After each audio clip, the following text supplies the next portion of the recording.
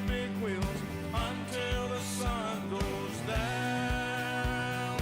Whoa, American farmer, we're all dependent on you. No one works harder feeding the red, white, and blue. If there's no farm, there ain't no food. Thank God you do what you do. The purpose of that question is to figure out whether or not the state's going to enact a new constitutional amendment. So that's important to remember, is that this would actually be an addition of new language to the state constitution. And what that amendment would say is that farmers, ranchers, and other sorts of agricultural producers have a right to use modern agricultural practices and technology in their operations. Now, the consequence of that is that we're making it a constitutional right. So that's something that's got a much higher level of protection than other rights that you might just get from statute. And so part of the statutory language says that the legislature can't pass a statute interfering with those rights unless there's a compelling state interest. So that means that we can still regulate things in state law, maybe, for example, water quality, environmental issues, things of that sort. But what the legislature now has to do is show that there is an important state interest at play, public safety, public health and welfare, those sorts of things, before they would be allowed to actually go ahead and enact and enforce that new statute.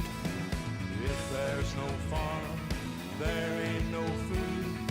Thank God you do what you do. American farmer, feeding the red, white, and blue. FFA and 4-H too. If there's no farm, there ain't no food. Thank God you do what you do.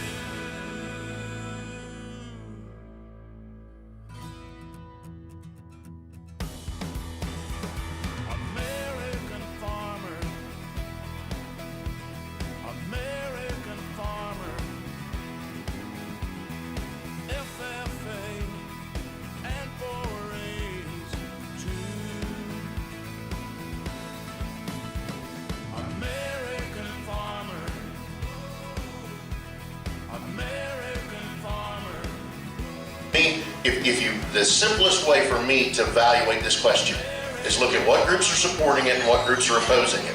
And the groups that are supporting it are Oklahomans. It's the Oklahoma Cattlemen's Association, it's Oklahoma Farm Bureau, it's Oklahoma Farmers Union, American Farmers and Ranchers, it's the Oklahoma Wheat Growers, it's the Oklahoma Cotton Council, it's the Oklahoma Pork Council. What's the key there? What's the common denominator? They're all Oklahomans. And if you add up the number of farm families that are represented in that group, it's in the hundred of thousands. It's you know, Farm Bureau I think says 40,000 farm families within Farm Bureau alone, 60,000 cattle producers in the state of Oklahoma. When you add up those numbers and you start thinking about who those folks are, they're Oklahomans, they're your neighbors. They're the folks that care about what's going on their farm from a natural resources perspective, from managing the water, from taking care of those resources. And that's who's supporting this question.